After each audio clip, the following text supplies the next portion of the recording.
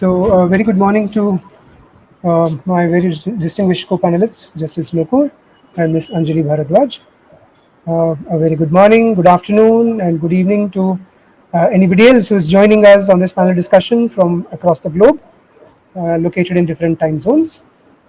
I would like to thank the Global Forum for Democratizing Work and the Samriddha Bharat Foundation for choosing us to be part of this discussion on the topic is technology commodifying Indians. I would like to welcome all of you to this panel discussion. Before I go ahead, let me introduce myself. My name is Venkatesh Nayak. I'm based in India. I work with an organization called Commonwealth Human Rights Initiative. We work on issues of access to justice and access to information across Commonwealth countries. I've had the opportunity of working with governments, civil society, and other advocates of transparency in about 15 different countries to put together their laws to grant access to information contained in the files of governments and public entities to the citizens and people living in those countries. When I'm also one of the co-conveners of the National Campaign for People's Right to Information, which is doubly represented here by my friend and colleague Anjali Bharadwaj. So when I got this invitation for chairing this panel, I was a little, I was in a bit of trepidation as to, how am I qualified to even chair, let alone talk about the issue of technology commodifying Indians. And that's not an area in which I have had any degree of expertise. But having agreed eventually to take on this role, I started my readings and I realized that this area, this topic actually relates to several areas that have a very close relationship with the issues that I have been working on, and I'm very sure my panelists also, co-panelists here, would agree with me. It's got to do with matters like big data. The topics got to do with issues of privacy.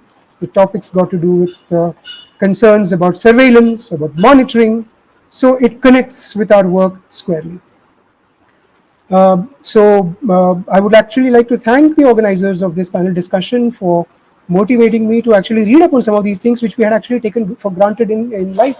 And let me start with my own personal experience. I'll take a few minutes to introduce the topic and the themes that we are going to cover, and then I'm going to call our panelists one by one to make their presentations, followed by which we will have an interactive session based on issues and themes that are thrown up in the presentation by my co-panelists, after which we will open up the panel discussion for interaction with participants. You can put your questions in the chat box, which is on the right-hand side of your screen if you are using a laptop. I'm not sure how this works on your mobile phone, so please do look for a link which says chat, and then you can put in your questions there. We'll take them up. If not, you can certainly raise your questions in person, switching on your camera and mic. So those are the procedural formalities. Now let me introduce the topic. I'll start, not being an expert on this area, let me start with my personal experience. I think when I was in class 6, we were in a school which had this practice of taking students to watch some of the classic feature films of the era. And when I remember the first classic feature film that they took us to watch was Charles Chaplin's Modern Times. And all of you who've seen Modern Times would agree with me that superficially it's a hilarious movie. That is what my reaction was as a student when I first watched it. Over the years, I watched the movie countless times. And this panel discussion has actually had me think about what I saw in that movie all over again over the last couple of days. And that's where I'm going to start, my contribution to this panel discussion in the form of introducing the topic. There are two things that stand out in that particular film, apart from the several things, but what is of relevance to our topic of the panel discussion today. The first one is, it suddenly occurred to me when I was reading up stuff and then reflected back on the movie. Charles Chaplin is employed in a factory, and the first half is hilarious about how he deals with automation. But please note, we never get to understand what is the product that the factory is manufacturing, because the focus is on the assembly line technique of production and how that turns warm-blooded human beings into automatons. And when I look at today, the knowledge economy which we are all part of, It brings back memories. It's almost like a prophecy of what we saw in that movie. It's the process that matters. It doesn't make a difference whether you are delivering food or groceries or medicines, or you are delivering other kinds of services through these IT enabled services or mobile apps. Everything has the same kind of methodology, which is based on collection, use, interpretation, and deployment of big data. That is the first impression that I'm carrying now when I connect that movie with this the topic of the panel discussion. The second impression. If you remember, Charles Chaplin is actually called as the so-called messiah who prophesies the television screen, because when that movie was made, television screens were not there. We didn't have television sets anyway; they had not been invented. But you remember in one of the in a few sequences, you have the boss of the factory actually turning on a camera screen. He is visible to the employers and the supervisor, and is giving instructions to the supervisor to improve the efficiency of that particular working unit. This is almost like a harbinger of things to come in the knowledge economy. Employee performance monitoring, which is what is the basis for a lot of decisions that are made in terms of collection of data about what employees are doing and how that can be used to improve performance and efficiency, and consequently the profits that the company makes or the corporation makes. And in the process, what is happening is intrusion into the personal matters and the privacy of the individual. I'll illustrate that with a couple of examples, one from the white collar job sector and the second from the blue collar job sector. The first one is, I was amazed when I was doing research for this panel discussion. I was amazed to find that today there is software and there is technology that is available that employers deploy to capture every single click of the keyboard that the employee engages in. So they know what exactly is happening there. It's no longer about filling up timesheets. There are wearable devices which monitor the movement, the tone of the voice, and the conversations that one employee is having with another employee or with other seniors. Apparently, in one of the commodities and goods aggregator platforms, I don't want to name them because they are not present here to defend themselves. They actually have a methodology of storing these commodities in warehouses in no particular order. They are all stored in random order. What is the purpose? The purpose is to test the efficiency of the workers involved to locate the product that is required to be supplied or delivered to a customer. How quickly can they do it? How efficiently can they do it? All of this is monitored through applications, software, and wearable devices. And there is a whole sector of the IT-enabled services industry that develops platforms, applications, and methodologies for monitoring this kind of performance. So there are major concerns that have been raised about this kind of intrusive interference in the space of the individual in the context of work. I don't want to dwell too much upon this. I'm sure my co-panelists will be looking at these issues in greater detail. I want to take you to the other example of what is happening in the blue-collar sector. And let us take a look at something that we are very, very familiar with, and we've actually become used to being dependent on them in the context of COVID-19, when lockdowns were imposed. These are the gig workers who actually ensured that we got food in our homes through delivery. Now, when I looked at this term, I didn't even know until about 3 weeks ago that there was a term called gig worker. And I looked for it, and it said the gig workers are basically people who are employed for short durations, apparently. I mean, that is a new meaning of the term. The term gig itself is taken from the entertainment sector, where musicians, band players are actually called, gig performers. But today it is applied to the labor sector. And these are gig workers who actually have no benefits that are otherwise guaranteed under law for workers. It was very interesting to find an ILO document where the author discusses the conditions of the gig workers in the context of labor laws around the world. And what he points out is what is happening with the gig worker. The gig worker is treated as a self-employed person. He is not a worker employed on contract by the employer. He is a self-employed person. He is at the beck and call of the employer and the customer. through this application which connects them. They are there to deliver as and when required, and they make their money. And there is a whole range of there are various methodologies that are used for rating their performance and efficiency. Depends upon how much they will earn, and it will be directly connected with how much they are going to earn and how much they are going to be promoted or whatever in terms of higher and higher services that they can provide, or if they can be chucked out of their jobs.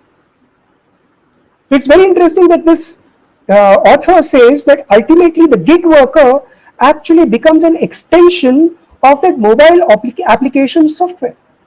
So what can be more dehumanizing than this?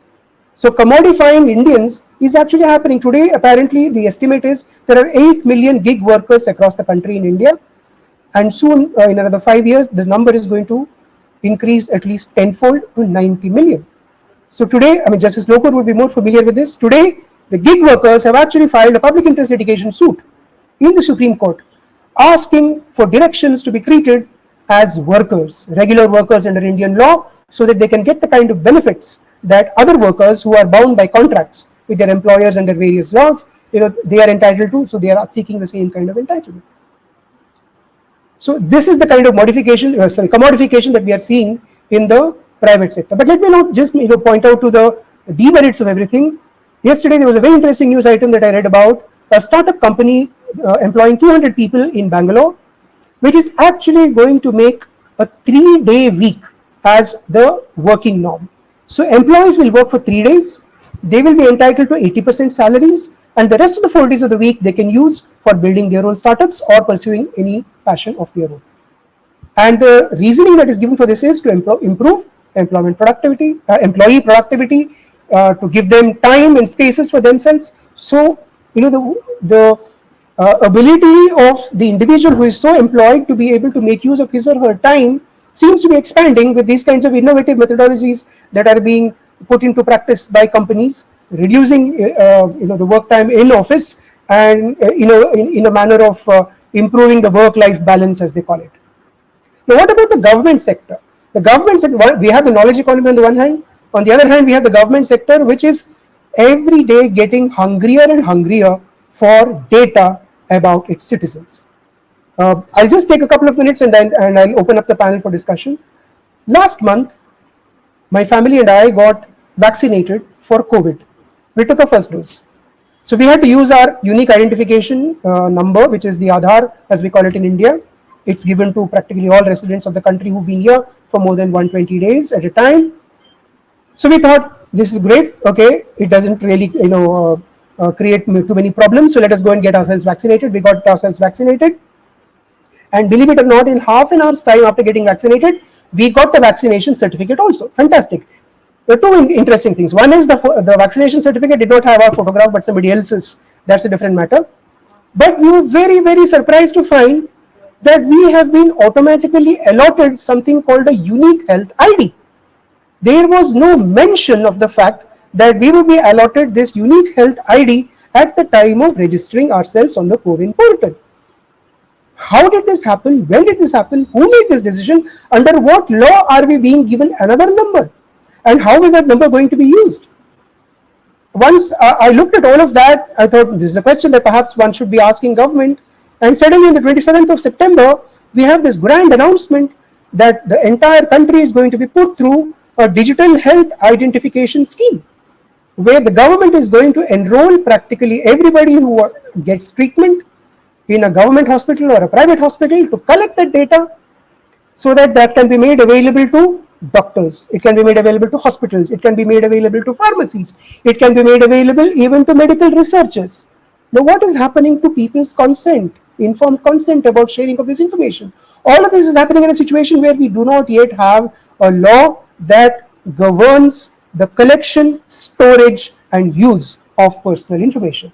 The data protection bill is pending in Parliament. It is before a joint parliamentary committee, and the latest news indicates that they are going to let go of the term personal data from the title of the bill. It's just going to be data protection bill.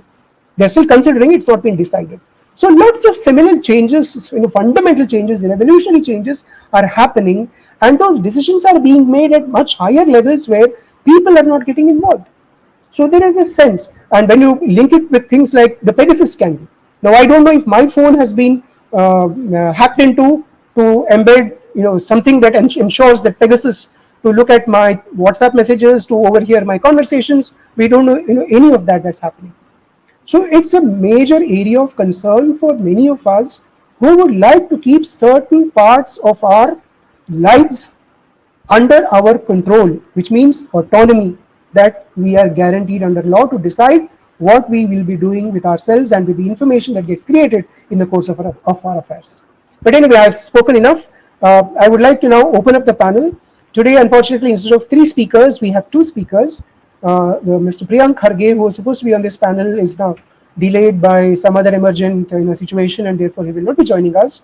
So it's now my honor and privilege to invite my friend and colleague, Ms. Anjali Bharadwaj. Ms. Anjali Bharadwaj is with this organization called Satark Nagarik Sangathan, or Citizens Vigilance Group, which looks at a range of public interest issues, not just transparency, but also issues of accountability, corruption, distribution of public services, food security, a whole range of things. She's also a co-convener of the National Campaign for People's Right to Information, and according to her Wikipedia page, she has been awarded the International Anti-Corruption Champions Award by the US State Department. She's one of the 12 awardees, and that was announced very recently. So Anjali, the floor is open to you. I think we can have about 10 to 12 minutes of your presentation. There will be more opportunities later on in the course of interaction. So the floor is yours. Over to you, Anjali. Sure. Thank you very much, Venkat. And I think you talked about a whole range of things which are extremely relevant, important. And this particular issue of the use of technology, how it is being used by policymakers, by lawmakers, is something that has deeply concerned many of us who work in different campaigns across the country, whether it is the Right to Food campaign, the Right to Information campaign, because we are seeing that the technology, the way it is being used, is actually being used to disempower people in many ways, and also being used to dispossess them of their basic fundamental human rights. I'm going to start by talking about an 11-year-old girl from Jharkhand who died of starvation in 2017. And the reason was that, in fact, she died asking her mother for a few morsels of bhat, rice, because she hadn't had anything to eat for 8 days, her family said. Now, this was a family which had actually been identified by the government as being food insecure and had been given a ration card under the public distribution system of the National Food Security Act. However, when the Aadhaar system came in, and you talked about it, Venkatesh, you mentioned this unique identification number that is being given to every Indian in the country. When this Aadhaar system came, the government, in its wisdom, decided that every ration card in the country has to be linked to Aadhaar for people to be able to avail of its benefits. And if they don't link it within the time frame that was given, their ration card will be cancelled. Now, Santoshi's family's ration card was one of those that was cancelled because it could not be linked with their Aadhaar numbers. So a family which was found totally fit to be covered by the food security program of the country was left out of the ambit of the food security net simply because they did not have the linkage worked out in the time frame that the government had given. Now, Santoshi's family's case is not, unfortunately, an isolated case. In fact, our Prime Minister, Mr. Modi, very proudly proclaimed on the floor of the parliament that his government had fought corruption. And he said that nearly 4 crore bogus or fake ration cards, as he called them, had been weeded out through the use of Aadhaar and other technologies. Now, this is a statement that he made on the floor of the House. we filed right to information applications trying to figure out who were these people, who were these families. And we also did social audits to try and understand who were the people across the country who had lost their ration cards, who had been weeded out. And we found scores of people who had either not got Aadhaar numbers at all because they did not have address proofs that were required to get Aadhaar cards, the homeless, many other vulnerable categories of people, or people like Santoshi's family who did not get their cards linked to Aadhaar. So this is a large part of the category of fake or bogus ration cards that had been weeded out by the government in the name of fighting corruption using technology and Aadhaar. Now, I think what we are seeing here is very, very perverse use of technology. And I'm going to now come to a more recent time, the COVID pandemic, which we've all been sort of living through, seeing what has been happening unfold, the humanitarian crisis that has unfolded in our country. We know how, workers, how the working poor are very often, like you said, Venkat, treated as commodities, not really human beings. And we saw that reflected when the Prime Minister, again, came on our TV screens and at a notice of 4 hours announced the harshest lockdown anywhere in the world to combat COVID. And when this was done, there was absolutely nothing announced simultaneously for taking care of 90% of the country's workforce, which is in the unorganized sector, for whom the lockdown immediately meant cessation of all income generating opportunities. And many of these people work as daily wagers, they work as rickshaw pullers, they work as self-employed workers or in the domestic sector, and suddenly all of them lost their jobs. Now, they had no way to pay for their rents because a lot of them actually don't have their own dwellings, but also they could not afford 2 square meals a day for themselves and their families. For people who had ration cards and were covered under the National Food Security Act, the public distribution system became the lifeline.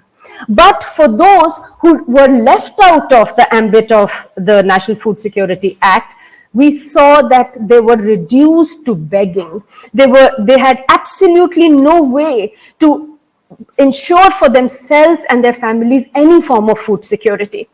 The Supreme Court was, of course, also approached by many people in the matter, and we saw migrant workers leaving the cities that they build, that they so painstakingly work in, and they're most welcome to do that when they are commoditized after all. So they are most welcome to do that when they're working and they're giving in their labor. But when it came to taking care of them, nothing happened, and we saw them walking back hundreds of kilometers. And when the Supreme Court took up the matter, the suo motu matter was taken up finally by the Supreme Court on looking at the miseries and problems of the migrant workers. One of the biggest fixes that was proposed by the central government was called ONOR, which is essentially one nation, one ration. And this was to say that the problem with migrant workers is that they might have a ration card in another state or city, but because they migrate to another area to work, their ration card doesn't work. So to give portability, this whole policy of ONOR was suggested as the magic wand that would take care of people's hunger. Now, if we understand how ONOR works, ONOR essentially works on the premise that people have Aadhaar cards. It works on a network of point-of-sale devices that are supposed to be put up at ration shops across the country, and where through Aadhaar-based biometric authentication, people are supposed to prove that it is indeed them that are standing there to take their rations, and only if they are able to do that can they get rations. Now, if we look at the experience of point-of-sale devices, this technology, We know, in fact, we have video documentation, Venkatesh, which is available, which if anybody searches on the net, in Delhi, of the kind of exclusion, and I'm not even talking about a remote village anywhere, I'm talking about the national capital of the country, how people have been systematically excluded from getting their basic benefits and rights like rations, pensions, and so on, when the Aadhaar-based biometric authentication systems have been used, because anyone who's worked with the working poor knows that because of manual labor, very often biometrics keep changing and they don't match. So we had, for example, in one of our recent meetings, a woman came extremely anguished and she said, now what do I have to prove that I am me? How do I prove that I actually exist? Because I've been standing in the queue in the scorching heat in front of my ration shop for days, and every time I go there, I'm told after long hours of waiting that your biometrics are not authenticating. And she said, I stand there in flesh and blood, and the ration shopkeeper who has known me for decades says, I'm sorry, but the machine doesn't recognize you. So what we are really seeing systematically is this dehumanization of individuals, and the systems that are being employed are such that instead of empowering them to stand there and demand their rights, they're actually disempowering them. Technology is taking accountability many steps further from people instead of making sure that there is greater transparency, there is greater accountability which people can exercise. Again, in Delhi, I'm again talking about Delhi, I'm talking about other states, Rajasthan, many other places, where when we documented the use of the point of sale device to take rations, there was a jamun tree by which the point of sale device was hung in Delhi, where, because that was the only place in the entire community, in the entire Basti, where there was some signal. The point of sale device requires electricity at full time, so that when people go there, they can actually use that machine. It requires people's biometrics to match, and it requires an internet signal, which we know that at the best of times is actually a luxury for even many of us. So women were being asked to jump up to that tree and put their thumb impression so that they could get the indignity that is being heaped upon people. And so when we look at the very basic constitutional right that is guaranteed to us, the right to life with dignity, how technology is being leveraged and leading to that, the denial of that very basic right is something that we have been seeing. Now, why have many of these technological fixes, including Aadhaar, why have they been thrust upon us? If we even look at the basic policy document when Aadhaar was launched, it was to combat corruption. Now, we know that in our experience of so many decades, that one of the best ways to fight corruption in countries like India is to actually ensure that people have information, that people are armed with information that they can use to hold the system accountable. That is the one way in which people have been empowered. If there are systems where grievance redress actually happens properly, if I have a complaint that I'm not getting my rights, I'm not getting my entitlements, I go to the government with a complaint, and that doesn't go into a black hole. It's actually heard on time. These are the kind of fixes that are people-centric, that if we actually treat people as human beings, not merely as commodities, that we needed to see governments put in place. And there have been many uses of technology. And let me say here, Venkat, that I don't think any of us are anti-technology. In fact, we believe that there is great advantage in leveraging, using technological advances to ensure service delivery, to ensure that people get their rights. But the question here is which technology is being used and what is the appropriate technology to be used in our context.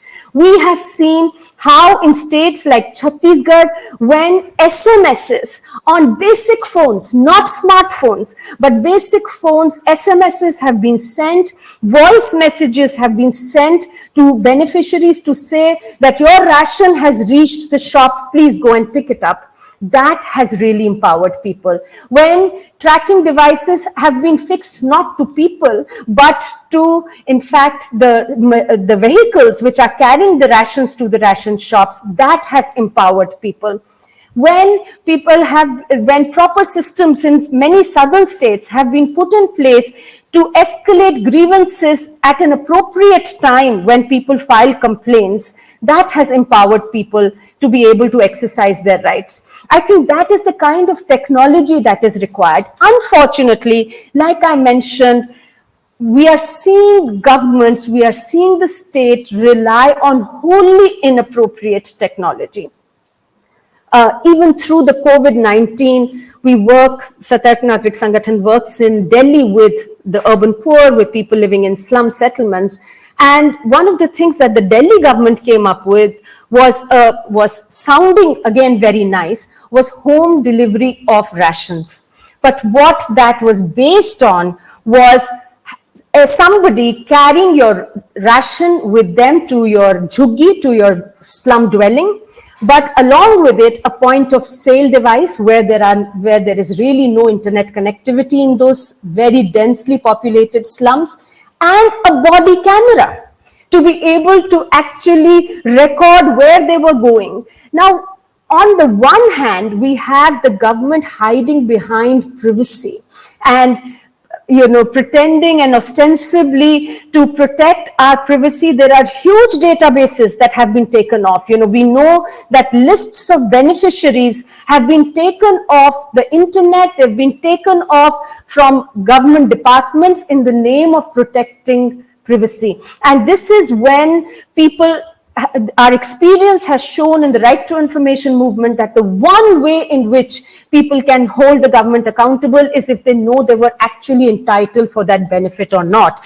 We know of so many people who said we don't get our pensions. When they filed RTI applications, they realized that their name was in the pension beneficiary list, and it was only when they used that information that they could actually access their pensions. Now, those lists and databases have been taken off in the name of privacy, and yet what the citizenry, what people of the country are being saddled with are things like Aadhaar, these huge databases which with very, very concerning and very, very large questions around the violation of the fundamental right to privacy. We are seeing governments with impunity use things like Pegasus, which you talked about as well, Venkatesh. So we are seeing that on the one hand, the government is using the bogey of, protecting people's data and information and taking away people's right to information. And on the other hand,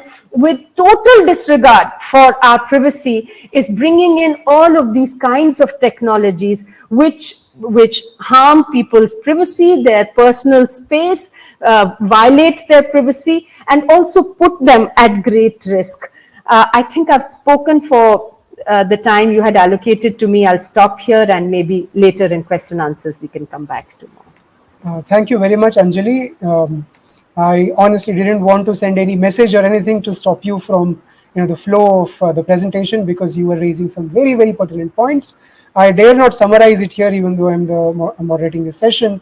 I would only like to point out the crucial questions, two crucial things that amongst the several which Anjali has raised. One is the decision making regarding the choice of technology for improving governance, for improving service delivery, does not involve consultations with the people. And second, the same decision making process about choice of technology is secretive, and very often it ends up having a dehumanizing effect. So I'm reminded of what John Locke wrote as the purpose of all laws. He writes that the purpose of all laws should be to empower people and not disempower them, Today, we need to pose that very question to the technological choices that the private and the public sector agencies are making. Your choice of technology, will it ultimately empower the people, or will it empower those who are already sufficiently in positions of power and in control of power?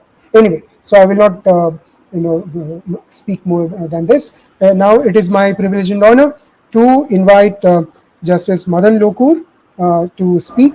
Justice Madan Lokur, as all of you are familiar, is a former judge of the Supreme Court of India and is presently the judge of the Supreme Court of Fiji. And he is the only Indian to be appointed a judge of two Supreme Courts. It's a great privilege, for the country as well. And I would also like to point out that two of his judgments in the context of the misuse of power by state agencies to perform extrajudicial killings today are literally like the gold standard when it comes to the society's right to know what happened to the victims and their families in these circumstances, especially in situations where the system has failed to deliver justice. In fact, I've quoted those portions from his judgment in many of my RTI appeals and complaints about not the right to know is not just an individual's right as guaranteed in the Constitution. It is the community's right, it is the society's right. And I think that assertion is very, very crucial, fundamental, and pertinent to the subject matter of the panel on which we are today. So, Justice Madan Lokur, the floor is yours. Yeah, thank you, Venkatesh. Good morning to you, and good morning to you, Anjali. And good morning to all the viewers. Good morning, good evening to all the viewers. We've had some very good presentations by Venkatesh and Anjali on how technology is commodifying Indians. I think it's commodifying everybody. I mean, not only Indians, but just about everybody. But, if you go back and think about it, the idea of technology is to help people. Right now, you go back to the 1940s, for example, or even slightly earlier, when the atom was split. The idea was that it will do some good to humanity. But over the years, splitting of the atom has become some sort of a curse, and we saw its use in Hiroshima and Nagasaki.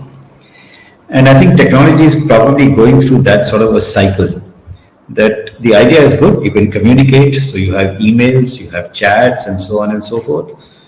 But over the years, it's being misused in some senses and creating problems and dehumanizing people.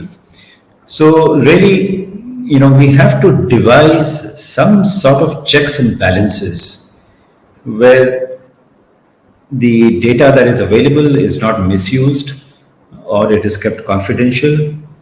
That's one of the reasons why we need a law in this country. In India, we don't have a law on data protection, so therefore just about anybody can do anything with the data that is accumulated.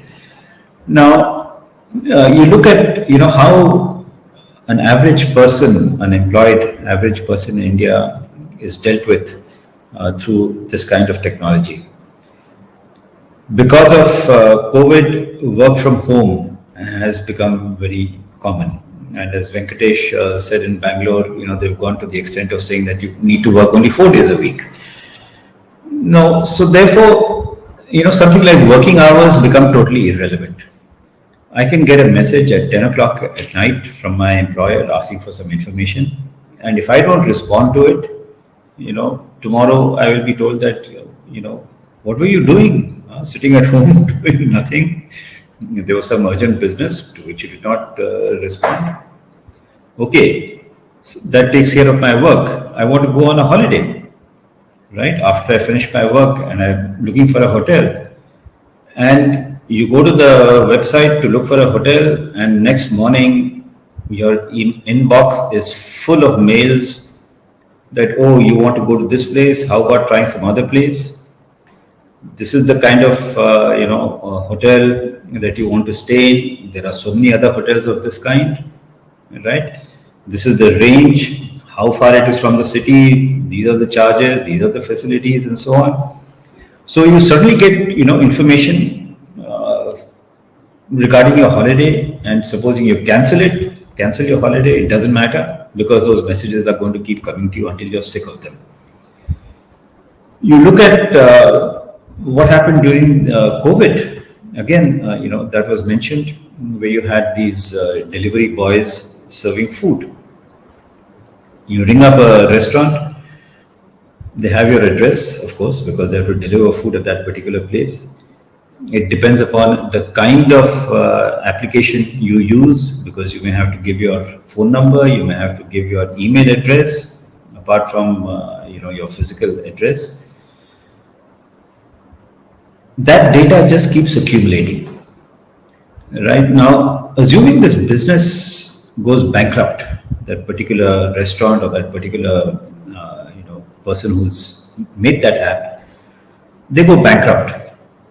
But they have this huge amount of data of all their customers, hundreds of customers, which really can be sold by them to somebody else. So you have a ready-made data basket which can be sold. I have no control over it because I have made a booking. They know exactly what my eating preferences are, whether I'm vegetarian, non-vegetarian, vegan, what is the kind of food that I eat. So just about everything, is known to these people, and they can sell that information and somebody can exploit it for whatever purpose. I choose not to have home delivery. I decide to go out. Now, when I go to a restaurant, they're going to ask me, credit card, how are you going to pay, where do you have your credit card, with which bank, and so on. They might ask me for my email address, very nice, how do you like our service, this, that, and the other, can you give us a certificate, tell us if, we've gone wrong somewhere. So there are ways and means of accumulating data. Now, that's one problem. But when you try, sometimes to access information, these apps ask you, are you a robot? Okay, so you've been telling them, giving them all kinds of information that you have, your own private information, and then the computer asks you, are you a robot? If you're not a robot, fill in this CAPTCHA. And if you can't fill in that CAPTCHA, bad luck. And this is something that happens to people who are applying for ration cards or trying to link their ration card with the Aadhaar. They just can't do it sometimes. So you have these huge problems, and this is escalating. You have, again, during the COVID, you had problems of education for children. Many of them did not have access to technology. What are they going to do? Many of them have not even been to school for 2 years. Kids haven't been to school for 2 years. A nursery child does not even know what a school looks like. Adolescents who have to go to college, they've not been able to go to college for 2 years. So really, they become numbers, statistics. You want education, there's an app, go to that app or go online if you can. If you can't, bad luck. So really, you as a person become irrelevant to the system. Now, mention was made about these, so-called health cards. Anjali was talking about these health cards. Venkatesh also had mentioned about it. Can you imagine if everything is linked, then whatever disease or problem or ailment you had at any point of time in your life will be available to the government. So if you have a headache, you go to a pharmacy to buy some aspirin. That pharmacy guy will ask you your name, address, phone number, this, that, and the other, and your unique identification number, Aadhaar, link it to your health card. Couple of days, couple of months later, you apply for a job, and that person can say that, well, I have your health card. You seem to be having a headache very often. Is there a particular problem, or you have a problem with your digestive system, or you have a problem with something else? You're not a fit person. You're not healthy enough for me to employ you. So, these kind of checks and balances are required. How can that data be protected? The legal system with which I'm somewhat familiar, they're trying to introduce artificial intelligence. What is the aim of artificial intelligence? As it is, all the litigants have been just reduced to a number. So we talk about 40 million cases which are pending. I'm one of them. So I'm one among 40 million. If artificial intelligence is going to come in, are they going to decide my priority? That your case does not deserve any priority, whereas I think it does, for a variety of reasons. It could be health reasons, it could be financial reasons. But is that information all going to go into the computer, that this is what this guy's health is, so therefore he deserves an early hearing, or he's fit, he's not likely to pop off in the next 10 years, so he can wait for 10 years for his case to be taken up? How is this all going to work? So really, that's collection of data which can be misused. On the other hand, you have the government which is not collecting data when it should. We've had this, really, really bad experience during the second wave of COVID, when oxygen was not available. Hundreds of people died because oxygen was not available. Why was it not available? There's no data. How many people died? No data. So where data is involved, where questions of life are involved, the answer is we don't have any data. But where questions of life are not involved, whether I'm a vegetarian or non-vegetarian or vegan, that data is available, So what are we trying to do with all this? And how are we going to, put to some use the data that has been collected, or misuse it? What is the data which should be collected? You have mentioned about, this COVID vaccination. Persons have got fake certificates, right? The photograph is still the same, but the certificate is fake. Now, I'm prepared to believe that this person has got vaccinated. But how do I know that it's a fake certificate? So again, you're getting misleading information, or information that is not available. How many people have died in the second wave? No data. So we don't know what is the magnitude of the problem. So you have these huge issues. So, a couple of things I think we need to look at. One is, as Anjali said, find out the appropriate technology, something which is user-friendly, something which is appropriate for our system. Just because it works in some country somewhere else, it doesn't mean it's going to work in India. We have our own problems. Second, we need a system of checks and balances, so that the government, if it keeps data, it must be protected. What is the kind of data that should be kept? That must be decided. What use can the data be? What can you use the data? That should be protected.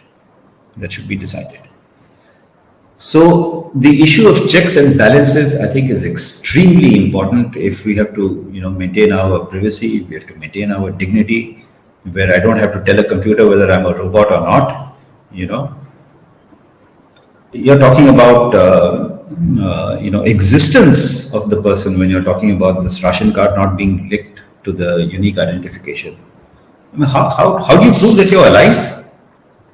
For getting pension, you have to give something called life certificate, which is to tell the people that I'm alive. The same thing is happening. I mean, how ridiculous can it be? Same thing is happening. If you want food, you have to tell the person, listen, I'm alive, so I want some food. And the computer says, well, as far as I'm concerned, you're not alive. So checks and balances, absolutely necessary. The third thing is that there should be consultation, there should be discussion. let's not have unilateral decisions, because these unilateral decisions are going to affect just about everybody. So I think we need to be careful about all this. Move forward. Nobody is against technology, like Anjali said. Nobody's against technology, but people are against the misuse or the abuse of technology. Thank you very much, and I hope this discussion takes us somewhere so that we don't, get commodified, so to speak, and become statistics, in somebody's computer. Thank you very much. Thank you very much, Justice Lokur. In fact, he has very beautifully summarized the core of his presentation towards the end of it. So I will not, arrogate to myself the authority to summarize again some very key questions that he has actually raised. They are in consonance with the concerns and issues which Anjali herself has raised, and something which I flagged at the very beginning. So I can see that in the chat box there are no questions that have come in yet. So if Alicia is here, is there a facility for participants to turn on their mic and camera and directly ask questions to the panelists? If that is so, then please activate the facility. Until you do that, perhaps I could pose a couple of issues to keep the discussion going, and have some reactions from our panelists. Now, my first query is to Justice Lokur. Sir, you are very well aware of the fact that 2019 onwards, the labor laws in India have undergone reform, within quotes. I am not an expert on that. So when I look at the secondary literature on the labor law reform, because I have not read the text of the laws myself, after this, that's one of the first things on my list of things to do, to read up those labor laws. 44 laws have now been combined into 4 apparently. I was quite pleasantly surprised to see that in the code on social security, even gig workers and informal sector employees are getting covered in terms of social security benefits and health insurance, etc., etc. But from what I see in terms of the secondary literature commenting on the contents of these codes, there is practically nothing in those laws that regulate the manner in which employers may or may not collect data to assess and evaluate performance of their employees. Now, this ILO document that I was reading a couple of days ago very interestingly says that most of the labor laws around the world, especially in the common law jurisdictions like India and the UK and all that, are based apparently on Master Servants Acts of pre-industrial, revolution age, and laws that were brought in just around the time of the Industrial Revolution, where the employer is empowered not only to hire people but also dismiss them, also sanction them, etc., etc. Now, when I look at the literature on the Indian laws, apparently one of the laws that has been brought in now is empowering captains of industry, which employs 300 or more employees, to fire them without any prior procedures to be followed or approvals to be taken. Earlier this number was limited to 100. Anything more than 100, you had to go through the hoops. Now it is 300. So there is a big worry that is being expressed that these mass dismissals, these mass retrenchments are going to be the a norm based on issues of performance, and technology sort of aiding the ability of managers and employers to monitor the performance of these people. And very interestingly, I found that the CoWIN app has actually been connected to another application, and it has been deployed in places like Mumbai and Pune apparently, to cover government officers to monitor their temperature and report it to the bosses to ascertain whether they are in good health to come to office or not, or if they're suffering from fever.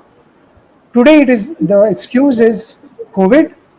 Tomorrow, it could be used to anything else. Like you quite rightly pointed out, how health cards can be misused here, by people who hold that information at the time of candidates employing for their employment interviews.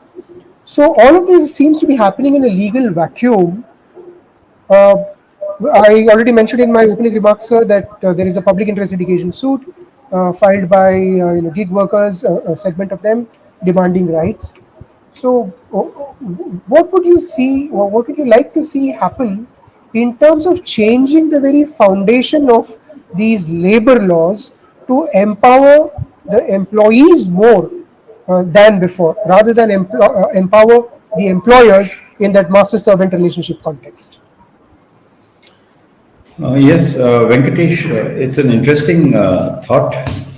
The fact of the matter is that we have a large section of workers who belong to the unorganized sector, right? I don't know the percentage, but I know it's very, very high. We don't even know how many there are. Okay, so forget about their rights. You have in 1996, a law was passed for the benefit of construction workers. We don't know how many construction workers there are. Some sort of a cess has been collected on their behalf.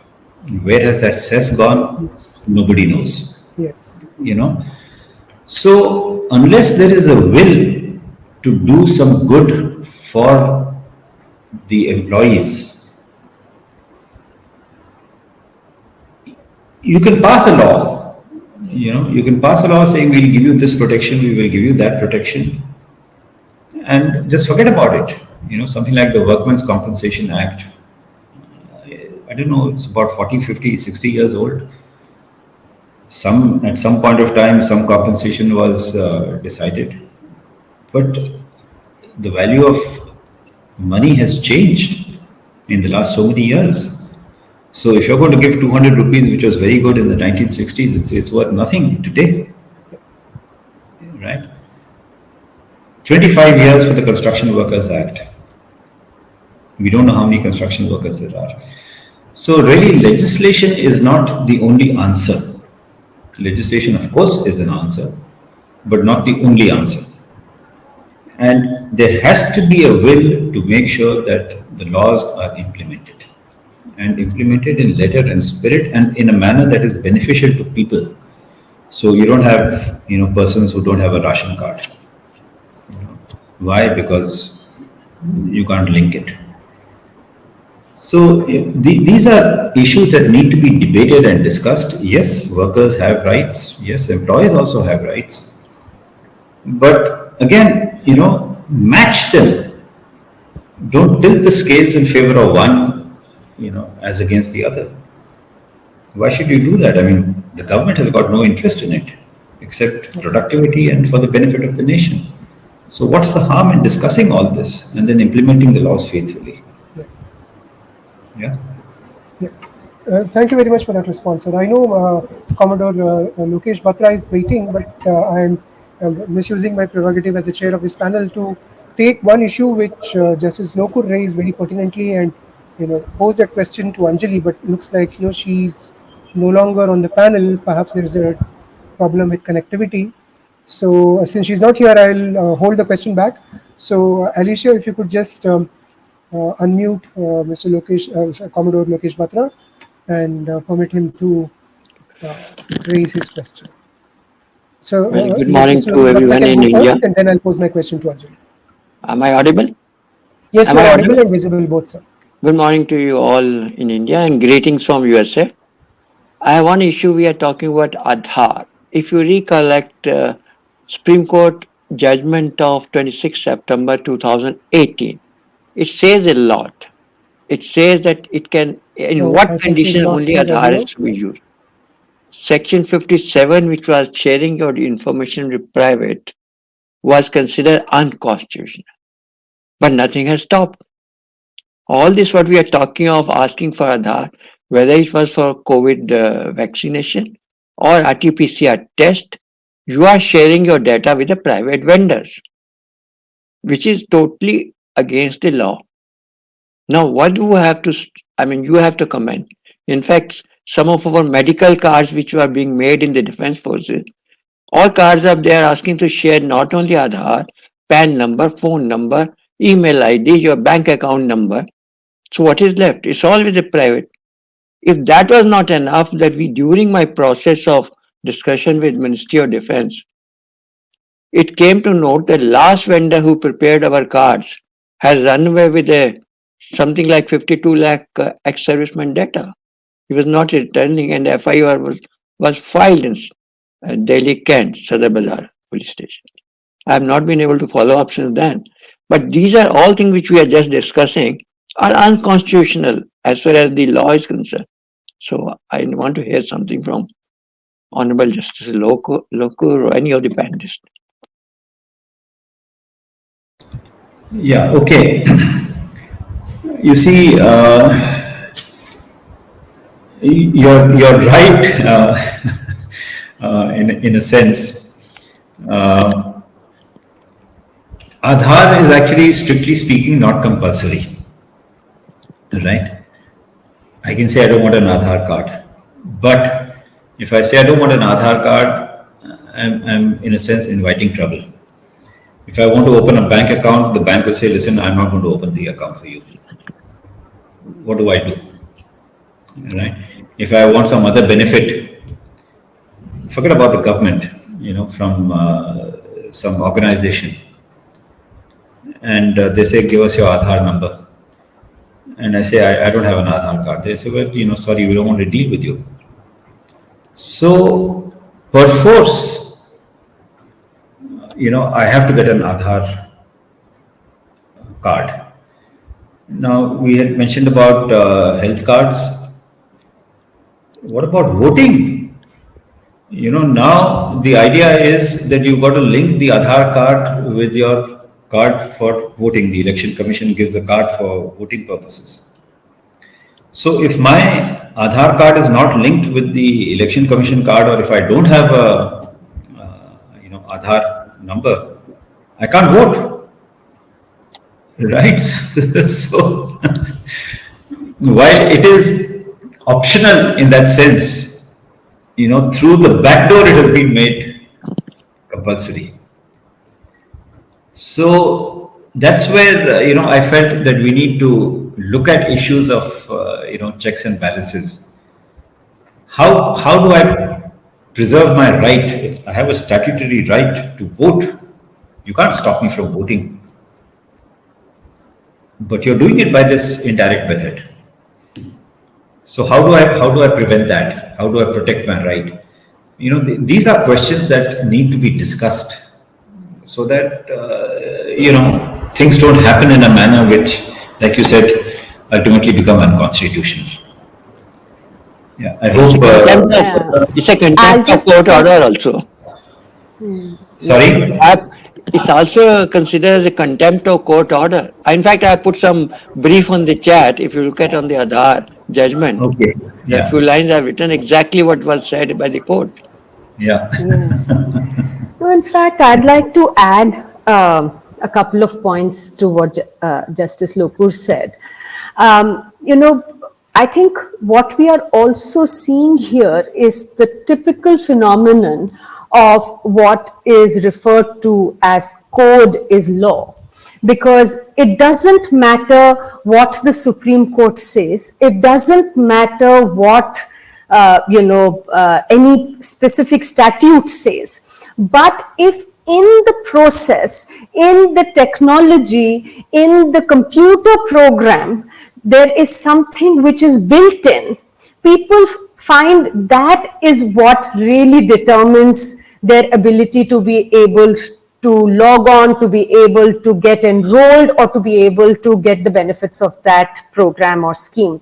So again, like you said, Commodore Batra, although the Supreme Court has said very clearly that Aadhaar can't be made mandatory for many things, the reality is that even at the time when the case was ongoing, and now of course the court has in its wisdom said that for welfare schemes, Aadhaar can be used. But at that time also, when it wasn't being allowed, the systems, the computer programming at the most decentralized level was such that unless you gave your Aadhaar number, you could not get enrolled for those services or entitlements. So effectively, what we are seeing, that code is becoming law because, the way coding is done, and again, Justice Lokur talked about, artificial intelligence. We are seeing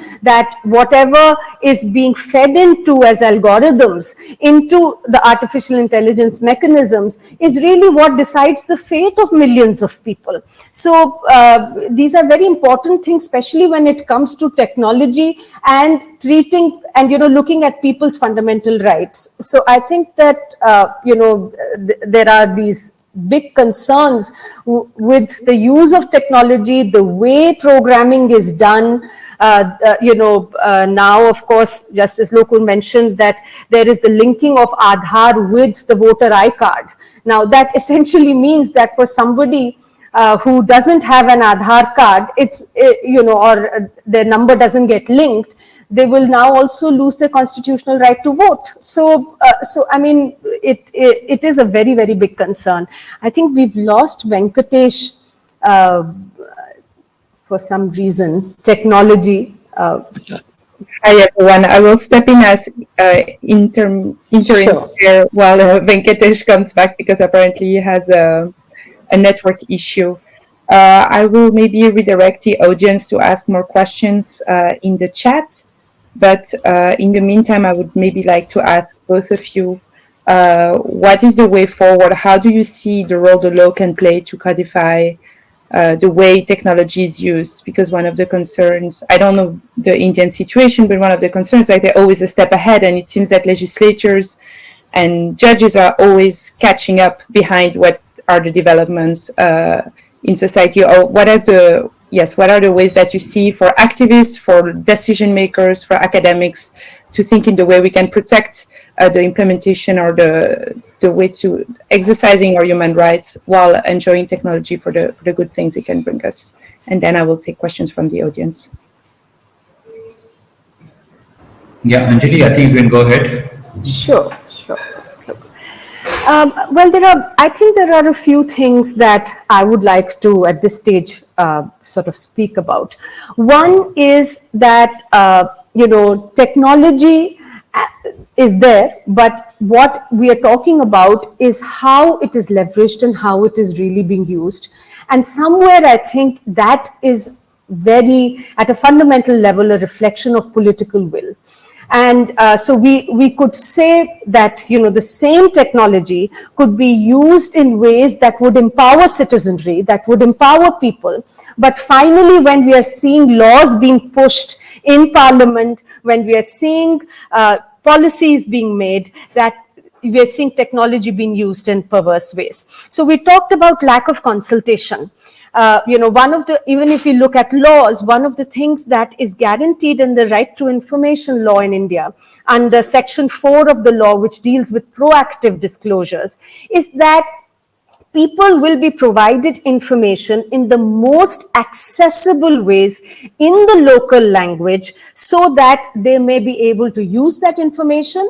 And information is also defined to include the process of decision making. What were the reasons for the government taking such certain decisions, policy decisions? Now, I can imagine that the array of technological, systems that are available to us, the government could easily, if it was interested, use those to hold consultations, to involve people, to ensure that there is greater participation in governance very effectively. And it could be done in systems in ways like I even mentioned earlier. There is a lot of people in the country don't have internet. In fact, there are studies that in India only about 30% of the population has access to the internet, 70% doesn't. But there is very deep penetration of what are called feature phones, the non-smart phones. Those could be used through SMS services, through voice messages, to communicate information to people, to solicit people's opinions, their views on various policies or the laws that the government is making. But that's only if there is political will. So I think finally there are much deeper questions in terms of how technology is being used and which kind of technology is deployed, which link to political will. And otherwise we constantly see, like, Venkatesh is back now, of course, but I'm reminded of a similar meeting that we were having with regarding children's education in Delhi during COVID. And we were being told, we were having an online meeting, and there were women from the communities also, slum communities in that meeting. And the government functionary was telling everybody how wonderfully the online system is working and how happy they are with the system, except that he got disconnected only 3 times from that meeting. So, I mean, we know the reality. There are studies now that are showing us that in 15 states in India, 8% of the students, only 8% of the students in rural areas have been able to access online education in the last 2 years. There has been a dropout rate of 37% because education has gone online. We know that children don't have those smartphones that are needed to be able to connect to their phones, and yet governments are insisting on, everything is open, markets are open in India, cinema halls are open, malls are open, but schools are not being opened, universities are not being opened. These are real questions, serious questions, because when the government says that technology is working wonderfully, online classes are working really well, we don't need to think about these things. It's really about whom are we thinking, who are we keeping at the center of policy making. I mean, is it just, given the the high levels of inequality in the country, is it just the haves, or are we also thinking about those who don't have access to the internet and to smartphones? Absolutely. I hope I'm audible and visible now. I'm sorry, I had a major internet breakdown. We can see you. I stepped in as interim chair, but I'm going to leave you. I'm so sorry about this, because there were 2 connections that we were using, and both of them broke down. So now I'm using my mobile hotspot. I can see myself and hear you all, but I can't see anybody. I'm sorry. But anyway, I think Anjali has raised a very important point. I came in the last part of what she was presenting. In continuation with that, the burden of making education online and the deprivation resulting from it falls disproportionately on girl students. And I was looking at a survey that Professor Jodres and another team of colleagues of his have recently completed. It's called the School Survey, where in Bihar they surveyed about 733 students who are educated in government-aided and government-run schools. And there it shows that only 28% of the girls have smartphones in their families, and whereas 36% of the boys have access to smartphones. However, these are not smartphones that are meant for their exclusive use. These are actually smartphones that are used by the adult members of the family, and only when they are at home are the phones available to the students to access online learning. So this creates 2 problems. What about children who do not have access to smartphones? The government says that, okay, we've got an alternative for them, so we are airing these pre-recorded lecture classes through the popular TV channels. Wonderful. What happens to interaction with the teacher? That's simply not possible when you have a televised show where it is more like a monologue, which we are increasingly used to. I don't want to get into a political comment here, but you know what monologues I'm talking about. And the second part of the problem is, how do students with disabilities access education when it goes online?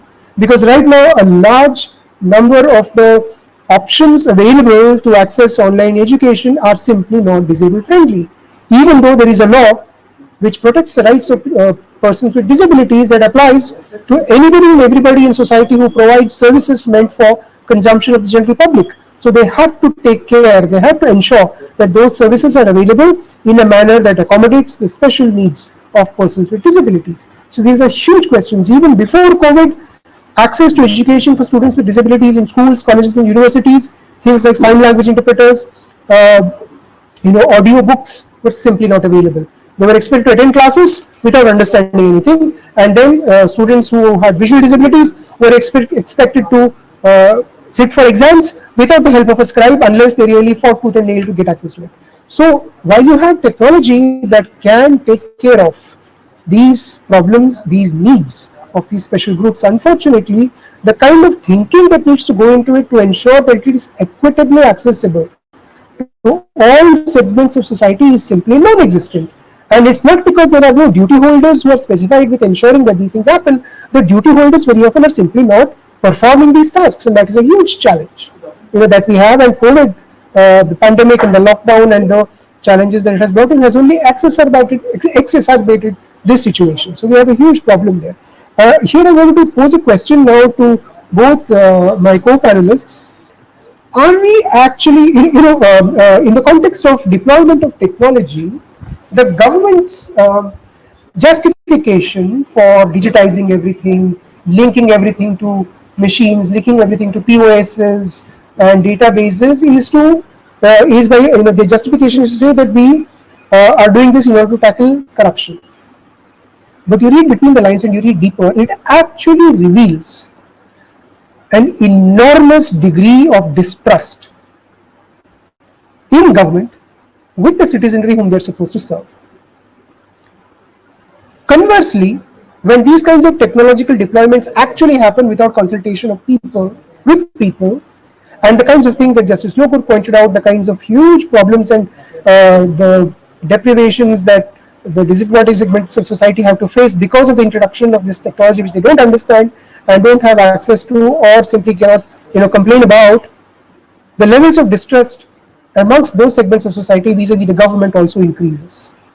What impact does all of this ultimately have on the quality of governance and on the quality of the democracy, the democratic process that we have in this country?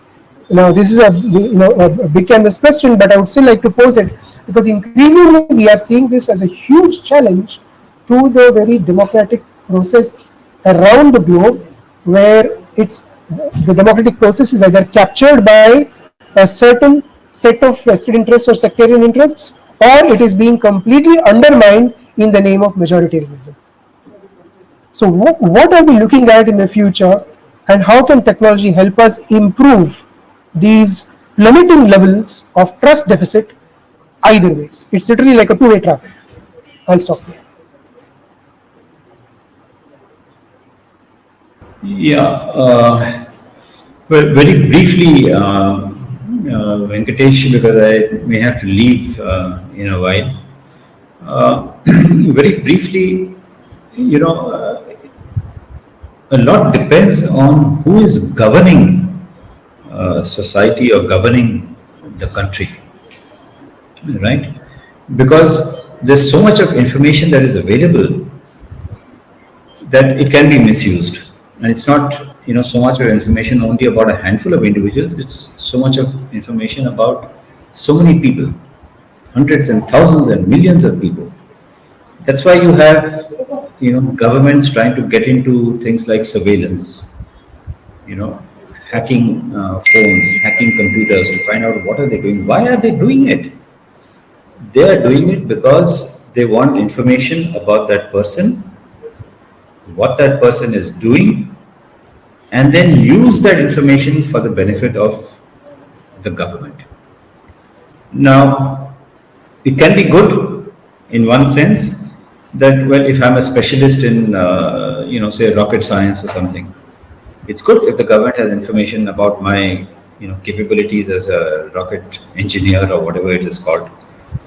But at the same time, if the government is doing it with an intention which is not very clear or which is suspect, then that knowledge becomes very, very dangerous in the hands of that government. And that's, becomes the vanishing point for democracy. So you have a couple of million people about whom there's millions of bytes of information. If you want to misuse it, you can. And if you do misuse it, you're knocking out democracy. On the other hand, if you have this information, you want to use it for something good, wonderful. So it really depends, governance depends really entirely upon the people who are in the seat of power. Yeah, that's the view that I Thank you. hold. Thank you very much, sir. Thank you very much. Yeah, so Venkat, Anjali, would you like to share your thoughts on Sure, this? sure. I think, you're absolutely right that the way in which technology is being used and the kind of technology that is being deployed really reeks of mistrust. The first thing that we've heard governments talk about, and I'm not even going to say any one government, unfortunately, increasingly the current regime and in ways that surpasses many others, but nobody has been sort of very different in the basic principle, unfortunately, is that people are somehow culprits. Even if it is use of resources, it's almost as if everything is, people are always being looked upon with great suspicion, where people are being told that you need to enroll, you need to prove that it is actually you exist, you are not fake, you are not bogus. And that seems to be the premise for adopting certain technologies, even at the cost of excluding and disempowering people at a basic level. Now, I'll just give a small example. When the Prime Minister said that 40 million ration cards, 4 crore ration cards were bogus or fake, and therefore, and of course they had used Aadhaar, one simple question that was asked was that what action did you take against those officials who made these bogus ration cards? I mean, after all, people didn't make those cards themselves. So if the government was truly interested in fighting corruption, like you said, Venkatesh, there would have been at least some attempt made to fix accountability and make sure that that doesn't repeat itself. And the response that we got under the Right to Information Act was no action has been taken so far. So the reality is that really speaks to the mindset. Again, this whole thing about corruption will be fought through these kind of, mega databases that are being created, where silos are being destroyed, everything is brought together. A simple question from the experience on the ground is that one basic way by which corruption happens is that I go to the ration shop and I'm told that here is your ration. Instead of giving me 40 kilograms, they will give me 10. And there is no way for me to fight my battle at that stage. Now, how does Aadhaar or biometrics help me fight corruption, the system fight corruption? Because now people are telling us that they go to the ration shop, their biometrics are authenticated. Instead of getting 40 kilograms, they're still given 10 kilograms and nothing has changed. In fact, what we are seeing is new forms of corruption coming in with new technology. So again, really going back to what Justice Lokur was saying, that it really depends on the government. I mean, what we are now seeing is that people, very regularly come and tell us that our biometric authentication happened, but the shopkeeper said that right now it's not going through. And therefore, please come another time to get your rations. And when we go back, they said, no, but the computer is showing that you've already taken your rations. So you can't even go and complain anymore. So there are just these new forms of corruption that we are seeing emerge, because unless it's the basic problems and the basic fixes to those problems that are put into place, any form of platform or technological platform in itself is not going to resolve the issue. What we needed was that people are empowered with information. They know how much ration has come to their ration shop, who the ration is being given to. There are proper entries that are made, and there are proper systems for grievance redress. And again, Venkatesh, I want to just end this point by saying that I'm not really sure that it is really just that innocent as well. That, it's just corruption that we are trying to fight. We all know that data is the new oil. We all know that data mining is being done for a purpose, whether it is surveillance, like Justice Lokur said, to serve the purpose of certain regimes which have fascist tendencies, or it is the private sector. I mean, after all, Oxfam's inequality report is showing us that 9 families in our country have more than 50% of the country's resources. So clearly, those 9 families which are then funding political parties to win elections, very often now anonymously, but they are, those are the people for whom policies are being made, for whom data is being mined, and who are really using data. I mean, we are being told that ration shops are not working because there is corruption. So now there might be Reliance stores where people will have to go and pick up their rations. So, I mean, there is a whole pattern which really needs to be examined when we are looking at technology and what are the kinds of technological fixes that are being proposed to improve governance. Yes, absolutely. I mean, yeah, I completely agree with you. We have a question from Mr. Harish Reddy.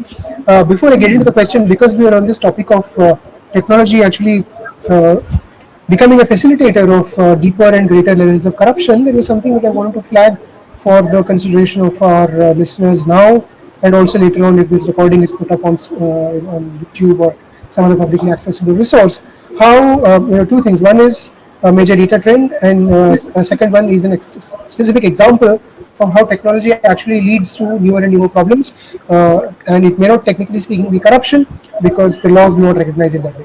So the larger trend is this: the National Crime Records Bureau has come out with its report on the extent of crime that was reported in India last year, and what the data is showing is that increasingly crimes that are committed with the help of cyber technology, with the help of internet-based technology, are increasing manifold.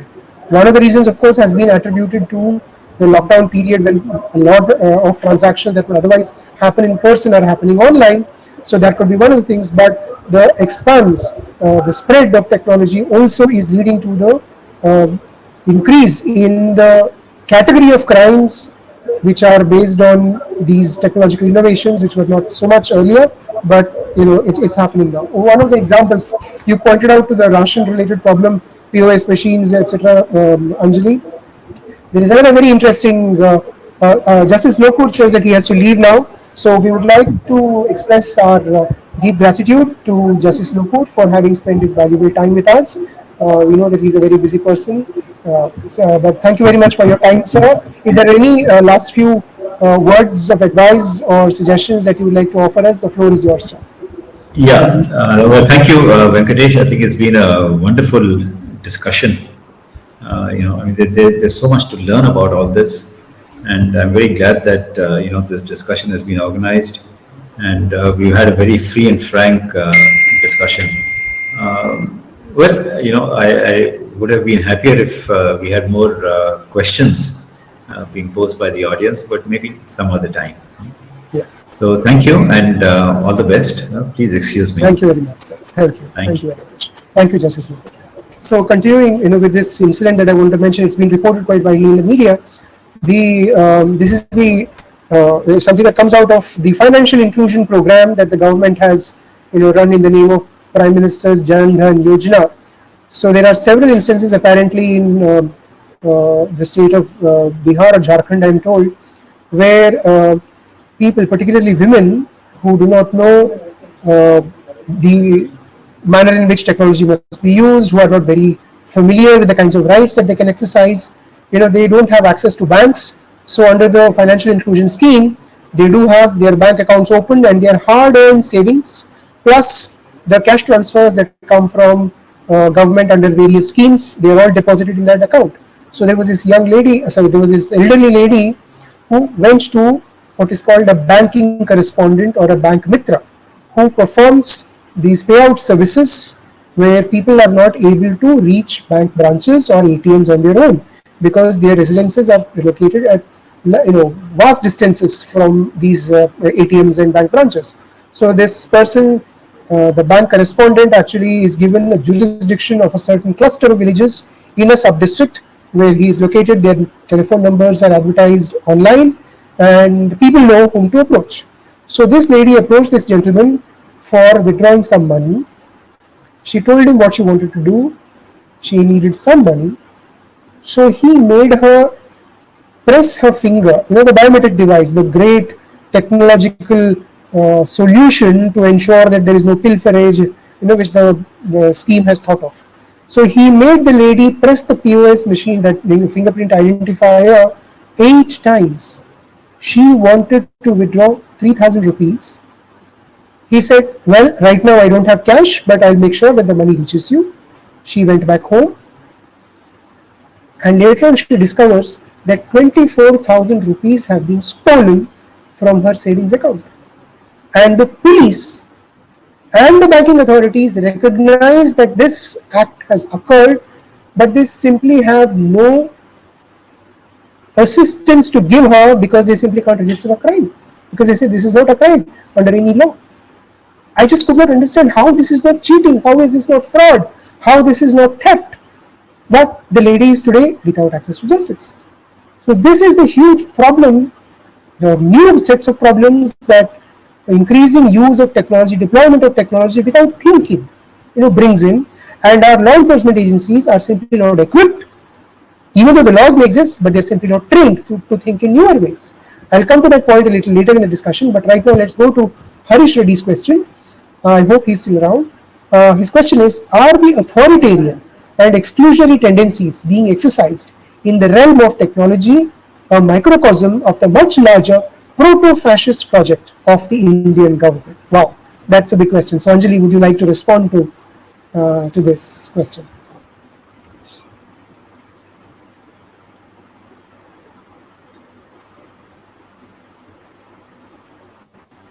Sorry, Venkat, can you please Yes. repeat that? Yes, so I'll repeat the question. It is from Mr. Harish Reddy.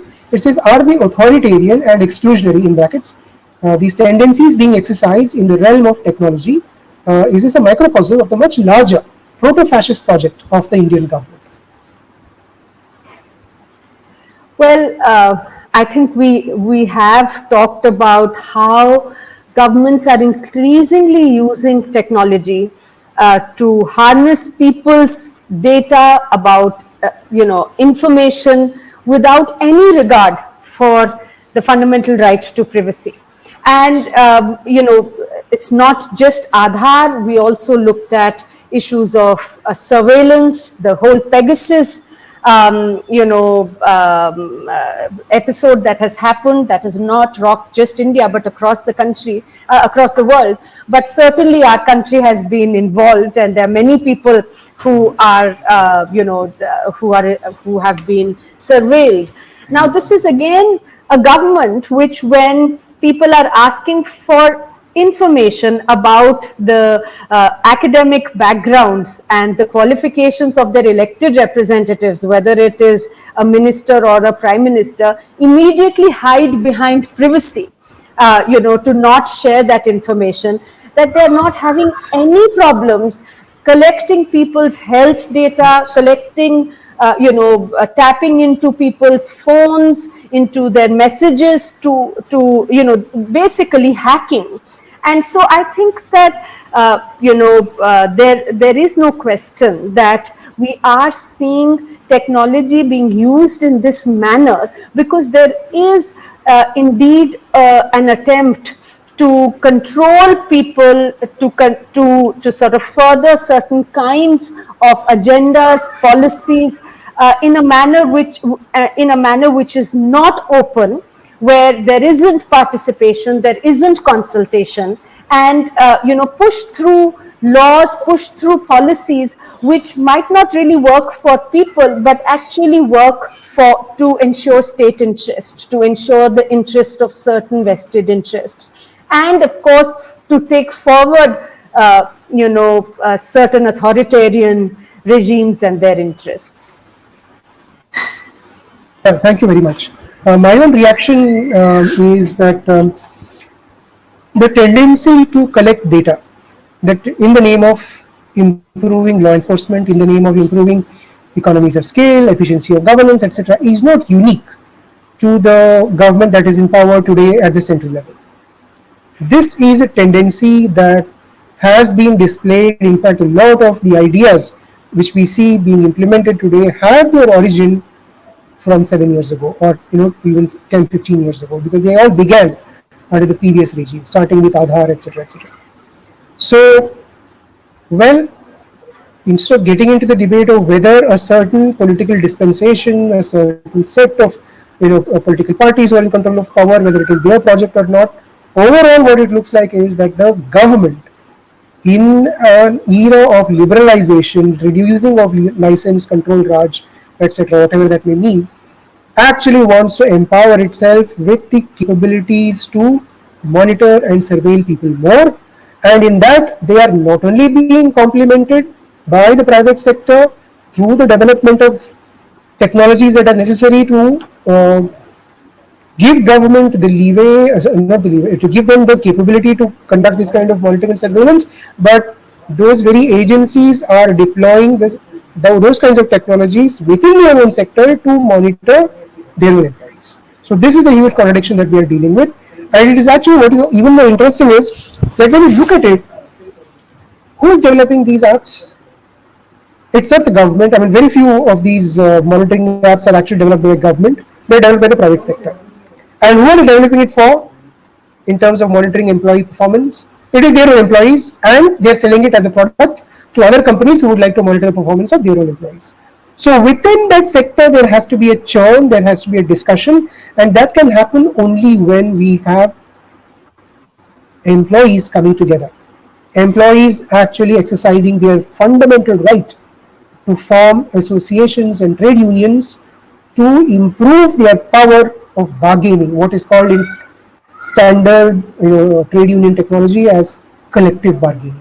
Today, that's something that is absolutely crucial and very urgent in the tertiary sector, which we are not seeing. I was reading a news item, apparently until about 2018, a lot of efforts were put in for the formation of a union of employees in one of the major goods and commodities aggregator platforms. I don't want to mention their name because they are not available here to defend themselves, but apparently that whole system failed, and that platform is actually one of the largest sellers platforms in India in terms of right now their sale is going on, so you know who I'm talking about. So what we really need to focus in this era of challenges mounted by technological advancements, technological applications to intrude into people's lives is to find ways and means of mobilizing public opinion. And when I say public opinion, I don't mean just 1.37 crore, 37 billion people who are to, who will come and speak with one voice, but no, we need to nurture those voices of dissent by getting them mobilized and speak to government, speak to power with evidence in a mobilized manner and in a sustainable manner, so that and one example of that which we are seeing today is the farmers' protests that are happening across the country. So we need more and more of that happening in various sectors to be able to challenge these kinds of things. Anyway, so now having said that, it's past 11:30. We were supposed to go on till about 12:30, but I think we have only one panelist and one chairperson who just loves talking. So I don't want to bore you with that anymore. Unless there are any more questions, I suppose we could bring this panel discussion to an end. Will the organizers and Anjali consent to that? Or does Mr. Lokesh Batra have another question, because I see his window popping up on screen?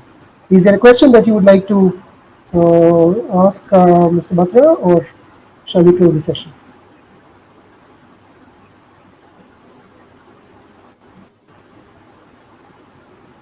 Okay, I see no response. So thank you very much to everybody. Anjali, thanks very much for sparing your time.